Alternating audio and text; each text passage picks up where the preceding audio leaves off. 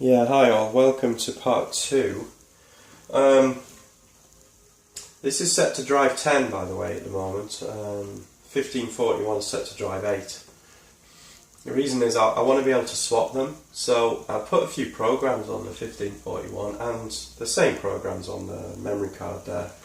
Just allows you to do a drive swap and then drive swap, comma 8, comma 1.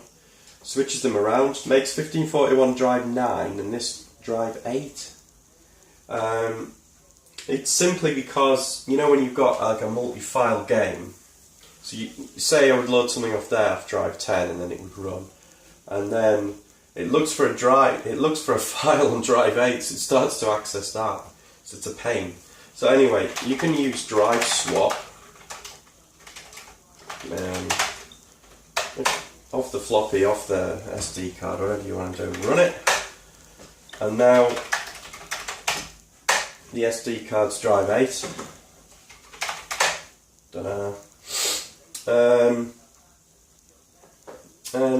Yeah, 64,000 blocks free, if only we had that in the 80s.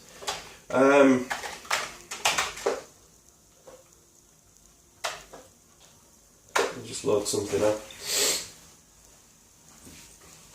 I've got the final cartridge off at the moment, so I'll have to do it slowly. Yeah, just a word about the sx64's keyboard. The extension comes out of here. So there's a cable here. I don't know whether you can see. Sorry, the mount for my camera's broken, so it's just sitting there. Anyway, you undo that, and it sits back in the top of the case. There's like a little plastic bit, so it can't touch anything in there.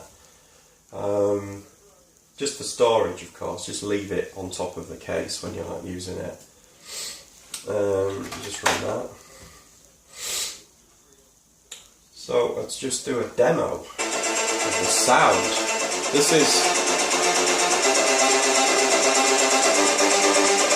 loud, very loud. Probably about three times louder than the one in the sx64. I tried to use the original speaker from that at first, but there was just nothing in it. It was massive and it was rubbish. So I took one out anyway, and yeah, if you want to turn that down,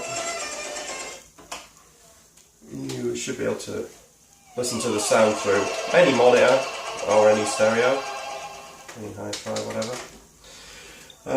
Yeah, that's pretty much it, I suppose. Tape loading, yeah, it's just as before. Works perfectly. Just a cool thing about the final cartridge as well is I've always liked C2Ns. I don't know why, I just always have. And you've got this backup thing which is really cool on the final cartridge, and you just freeze any game as you would go to that menu, press the right button, and you just got fast tape, and you just press record, and you can get a game on. I think Crazy Comets goes on, and it only goes up to about 40 on the counter, and it's loaded. It's fantastic. So yeah, that's pretty much it. I use this for resetting the machine. As I say, I took the switch, or I disconnected the switch at the back of the sx64 here, and I didn't bother to reconnect it. I hate reaching around there anyway, it's a pain. I use the final cartridge to reset it. I've got this little thing hooked up, you know, you can do for your lights at home. So I just plug the extension into there, so you can just reach around there and turn the whole thing off. Turn it on again. First you have to turn the TV back, it's a bit of a pain. But yeah, there's not really much else. The stuff at the back is connected. The joystick ports are both connected. The video, as you know, is connected. Yeah, that's pretty much it for now. If you're interested in buying it, I mean, it was a lot of work, this. I mean, we're talking like 3 months. I mean, I am a busy person, but to mount everything in there and make sure it doesn't move about, you know, there was a lot of drilling. The PC power supply had to be taken apart, and that means, you know, taking the metal case off the power supply, after waiting 24 hours of course, because otherwise I'd be in heaven. I had to take that out and I had to screw through the case. Yeah, mounting the other stuff was challenging. The only thing that's actually got a bit of glue on it, which I'm not overly proud of, is actually this. But it's really, really nicely done. It's really well glued on. It hasn't moved even a millimetre. I don't think it ever will.